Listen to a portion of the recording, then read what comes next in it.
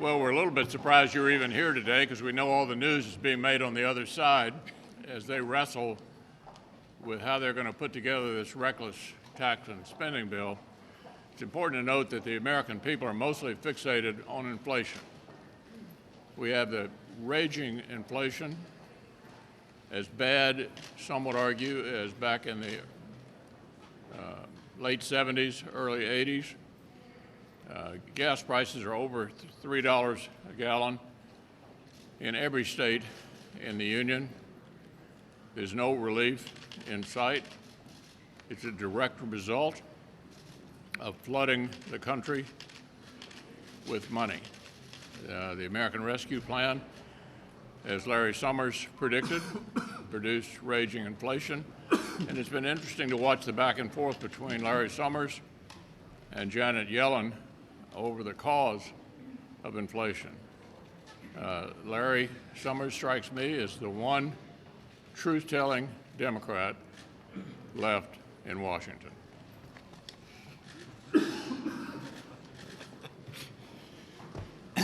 Well, you're going to hear and have heard already a lot of Republicans talking about increases in energy prices, and that is only the increase that we're starting to see in energy prices this year is only going to be worsened by the Democrats' reckless tax and spending spree. The president wants a deal on some so-called Green New Deal before he goes to Glasgow, Scotland, and I think the only thing the American people are worried about is not what's happening in Glasgow, but what's happening to gas prices. If you look at heating fuel, if you look at just filling up your vehicle at the pump, cooking, anything like that, energy prices are starting to go through the roof. The prediction is in my state of South Dakota that this year we're going to see energy prices for home heating go up anywhere from 50 to 100%. And so the president's obsession and preoccupation with going and schmoozing with people in Glasgow, Scotland to talk about Green New Deal is, I think, completely lost on the American people who are caring a lot more about the prices that they're paying to heat their homes. It is, I think, remarkable that the president finds time to go to Glasgow when he can't find time to go to the border. So we have a historic number of people coming across the border. In fact, at the end of this calendar year, the prediction is have been 2 million people will have come across the border illegally this year. Biggest number ever in history, and fewest number of people being apprehended and caught illegally at the border. So I guess what I would say to the administration is it's not enough to go to Glasgow, Scotland. I think it's important to go to the border. And having a round table 1,000 miles away isn't going to cut it. You need to get down there, see the conditions that our border agents are dealing with, and understand the sense of urgency that surrounds what's happening at our border, the humanitarian and national security crisis it has become due to their bad policies.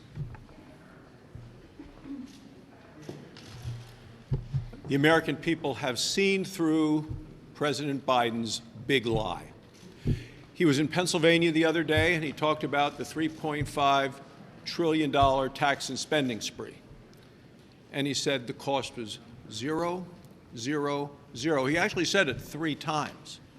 I would say, Mr. President, if the cost is 0, why are you having such a hard time getting people to vote for it? And a national poll has now shown that 64% of voters believe the president is actually not being truthful with them. It's conservatives, it's liberals, it's folks in the middle. Across the board, the people do not believe the president of the United States because they know the costs are real. The costs are real in terms of higher taxes, which will hit everyone in America. Taxes, you're going to see more debt, which is going to undermine Social Security and Medicare.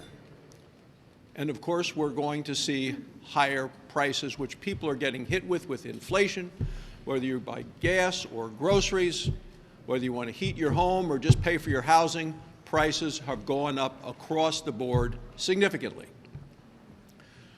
So one of the things the president also said is, well, let's not talk about the numbers.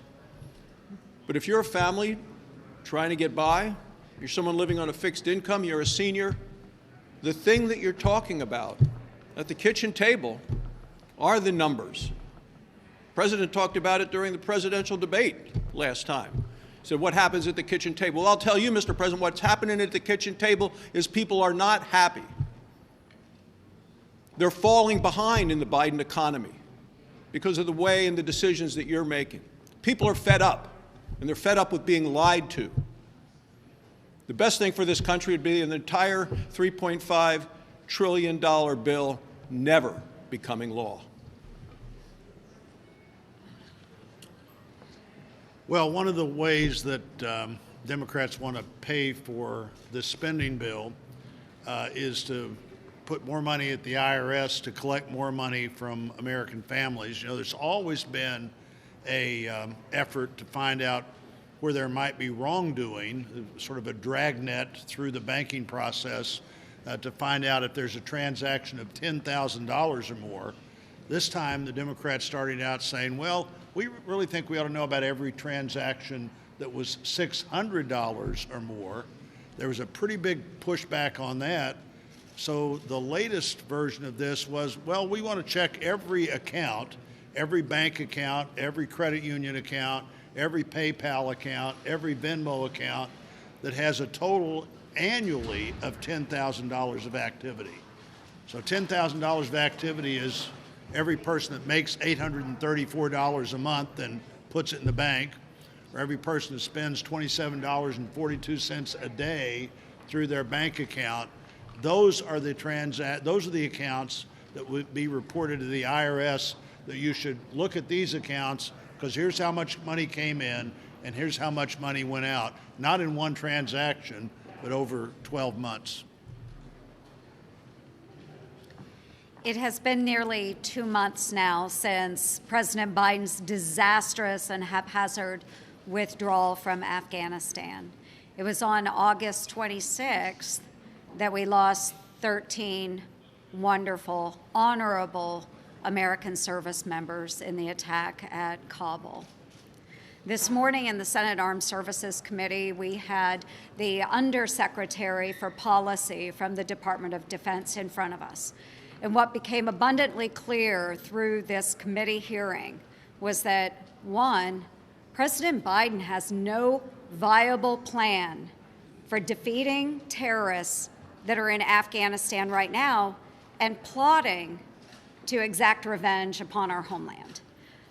The second is that through this haphazard plan, we have left Americans behind at the hands of the Taliban.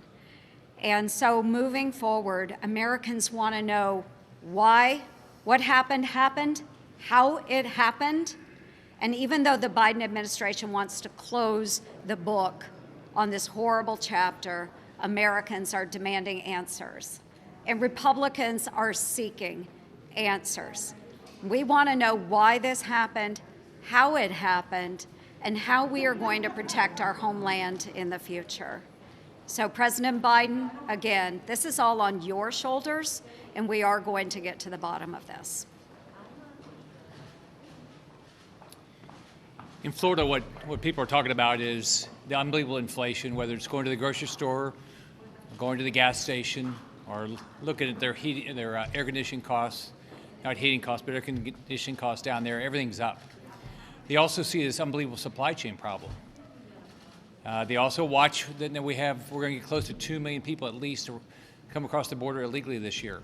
And what they expect is they expect Biden and the Democrats to come up with a solution. They control the House, the White House, and the Senate, but they hear nothing. But what they see is with all this inflation, wouldn't people stop spending money? The Democrats want to continue to spend money. But as part of that, the Democrats keep saying, oh, well, we're going to raise taxes on the rich. But if you look at what they're making sure is in this reconciliation bill is a tax deduction for salt that only impacts wealthy individuals in blue states, which means people in red states have to pay for that. So I'm going to continue to fight that. I think we're all going to continue to fight that. It's unfair to Americans around the country that don't live in states with high taxes. Yeah, Chad. Aren't you concerned about some of this opposition, some of these tax increases, but specifically the tax on the wealthy here that they are talking about now, that your side is going to be perceived by some voters as saying, oh, it's okay if the wealthy don't pay their taxes, it's okay if they don't get taxed? Aren't you afraid that you're going to be painted into the corner that way? Well, the larger issue is whether the country needs a big tax increase. Just to take you back to 2017, we lowered taxes for virtually all Americans. The corporate tax reduction produced a gusher of revenue, a stunning amount of increase in revenue as a result of lowering the taxes on corporations. Look, the country's awash in inflation. The country's flooded with money. The last thing we need to do is to pile on with another massive, reckless tax and spending spree. With regard to various pieces of it, we don't know what it's going to look like, which leads me to the second point. They do not have a mandate to do this. They're acting like this was the New Deal. Roosevelt had massive majorities, or it's the Great Society. LBJ had massive majorities. This is a 50-50 Senate, a 3-seat majority in the House. The American people are not asking for any of this. Joe Biden said last week that he's now open to fundamentally altering the filibuster, and he suggested the debt ceiling could be the issue that pushes Democrats to do that. What is your reaction to that? Well, that's a decision to be made by senators, and Senator Manchin and Senator Sinema have both been quite clear they're not in favor of altering the filibuster rule. Leader McConnell, you've said that the country is flooded with money. Who do you believe has too much money? Who do you believe has too much money? Is it the country is flooded with money? Yeah, let me just quote Larry Summers, who said back in February that the American Rescue Plan was a mistake. He said it would cause rampant inflation. It has. And I would call your attention to the debate between Yellen and Summers just this week on this very issue. So I agree with Larry Summers. I think this has created exactly what he predicted, massive inflation affecting all levels of American families.